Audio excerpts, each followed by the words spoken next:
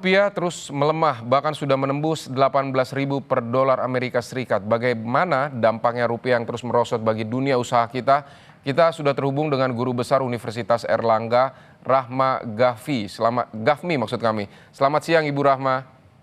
Selamat siang Mas Widi, apa kabar? Baik Ibu, terima kasih untuk waktunya di Kompas Siang hari ini. Jadi Ibu, apakah pelemahan rupiah saat ini jadi ancaman atau peluang sebenarnya bagi dunia usaha? Ya, terima kasih Mas Widi. Sebenarnya pelemahan rupiah itu selalu menjadi pisau bermata dua bagi dunia usaha. Jadi biasanya dampaknya itu tidak pernah seragam, Mas. Ya. Apa yang menjadi ancaman besar itu bagi satu sektor itu justru bisa juga menjadi peluang emas bagi sektor lainnya gitu kan.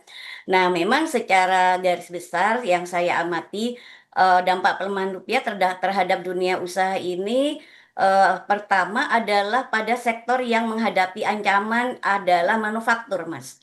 Jadi Oke. manufaktur dan farmasi. Nah, kenapa saya katakan manufaktur dan farmasi? Karena kedua sektor itu ketergantungan pada bahan baku impor itu sangat tinggi. Nah, banyak industri lokal yang mengimpor bahan baku dalam dominasi dolar Amerika itu, tapi dia juga menjual produk itu dalam rupiah, Mas. Ya. Seperti misalnya industri obat-obatan, termasuk juga perakitan elektronik dan sebagainya. Sehingga pelemahan rupiah ini secara otomatis menaikkan cost of goods sold-nya. Jadi jika mereka menaikkan harga jual, pastinya mereka juga akan berisiko kehilangan daya beli konsumen. Demikian Mas Vidi. Dan kedua, itu ada sektor energi dan transportasi. Karena ini adalah biaya logistik yang juga bisa pakai aftur gitu ya Mas. Kita tahu kan Selat Hormuz ini kan masih sampai sekarang masih mempunyai ketegangan yang belum pasti kapan berakhirnya, sehingga di sini adalah termasuk pada industri penerbangan dan juga logistik itu sangat rentan. Kenapa? Karena biaya sewa pesawat, suku cadang, dan juga bahan bakar termasuk aftur, bensin itu dipatok dalam falas. Jadi kita nggak bisa juga apa namanya dianggap remeh gitu dengan pelemahan rupiah ini. Nah, memang perusahaan dengan utang falas tinggi itu juga menjadi suatu ancaman, Mas, karena baik itu emiten maupun korporasi yang memiliki Ya. utang dalam bentuk dolar itu tanpa melakukan lindung nilai atau hedging itu pastinya akan mengalami pembengkakan beban pembayaran pokok dan bunga utangnya saat dikonversi ke dalam rupiah, sehingga itu yang menjadi masalah termasuk importir barang konsumsi, termasuk ya kan kita sekarang di Indonesia itu kan gandum tidak punya ladang sendiri, kita mesti impor. Ya. Jadi pengaruhnya itu adalah kepada makanan, Mas. Termasuk juga mie, termasuk juga ke roti-rotian, termasuk juga ke tahu, kedelai dan sebagainya itu kan impor gitu, Mas Ya, Widi. itu Itu kan yang ya. dari sisi impornya, Bu. Nah, kalau dari Ya, ya. yang berorientasi ekspor nih, dengan Nah, pelemahan nilai rupiah ini, apa yang bisa mereka manfaatkan dari sini? Nah, itu Mas, ini kan harus menangkap peluang ya Mas Widi, Ya. sebagai the winners gitu kan. Memang sebenarnya Mas, pelemahan rupiah ini kalau kita itu mempunyai suatu produktivitas tinggi yang memang kita menggunakan bahan baku lokal, itu sebenarnya peluang kita untuk menarik devisa yang lebih tinggi Mas Widi. Nah, memang terutama kalau kita lihat sekarang memang kita punya komoditas dan pertambangan gitu ya Mas.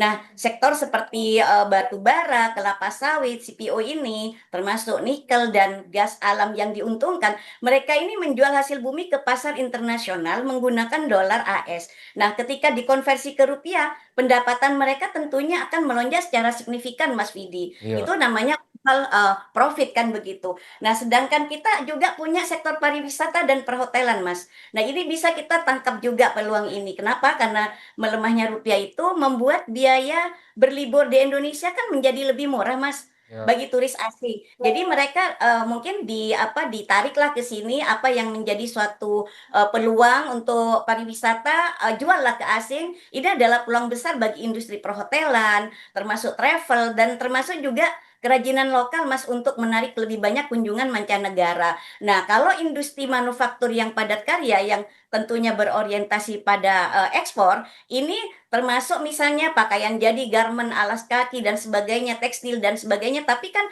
karena Saya khawatir, itu kan juga ada komponen impornya, tapi andai kata dia menggunakan, komponen lokal, Mas, ini sangat kompetitif di pasar global saat ini karena harga produk mereka itu relatif lebih murah dalam mata uang asing, seperti itu. Kalau kita lihat dari industri substitusi impornya juga, ketika barang impor itu menjadi terlalu mahal, Mas, maka produk lokal, memiliki kesempatan untuk mengisi celah pasar Ya. tersebut. Kenapa? Karena harganya di sini menjadi lebih kompetitif bagi konsumen, domestik. Demikian Mas Vidi. Baik, nah untuk meningkatkan produktivitas di sektor ekspor itu, jadi menurut Ibu apa yang harus segera dilakukan pemerintah untuk misalnya melindungi pengusaha dari dampak pelemahan rupiah? Begini Mas, kalau untuk melindungi pengusaha saat ini itu Mas Vidi sebenarnya pemerintah membuat suatu regulasi itu jangan berubah-ubah.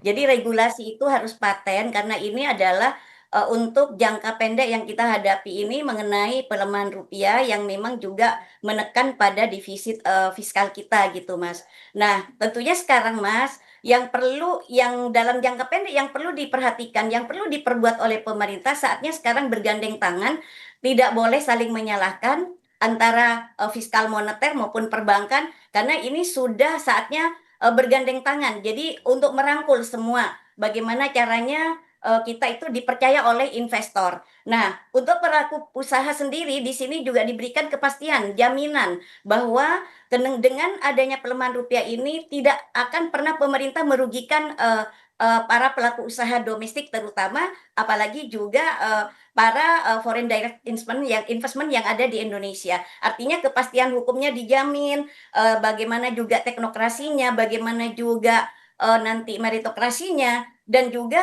mengenai insentif fiskal yang akan diberikan pada pelaku usaha. Itu yang juga, saat ini ditunggu oleh, para pelaku usaha. Jadi intinya kebijakan itu harus relate dengan apa yang akan dilakukan antara kebijakan dengan di lapangan. Kebanyakan sekarang, eee, regulasi yang diberikan oleh Ya. pemerintah itu sering berganti-ganti, Mas. Nah, regulasi lama sudah nggak digunakan, regulasi baru dibuat tapi belum tertulis. Nah, itu yang menjadi suatu wait and see bagi pengusaha untuk melangkah ke depan dengan situasi yang ekonomi yang kurang bagus seperti sekarang. Seperti itu, Mas Vidi. Baik, Ibu Rahma Gafmi, Guru Besar Universitas Airlangga, terima kasih sudah berbagi pandangan di Kompas siang hari ini. Selamat beraktivitas kembali, Ibu. Terima kasih, Mas Vidi.